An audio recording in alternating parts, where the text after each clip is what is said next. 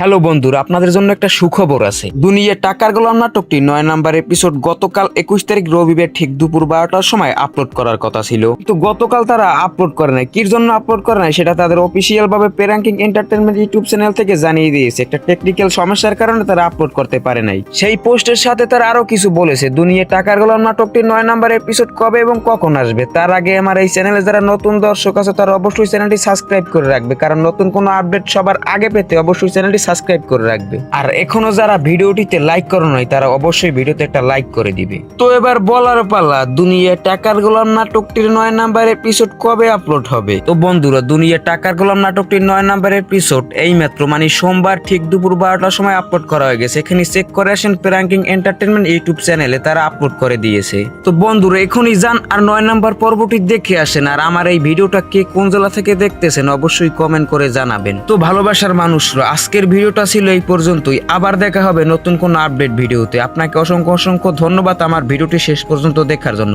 ভালো থাকুন, সুস্থ থাকুন, আল্লাহ হাফেজ।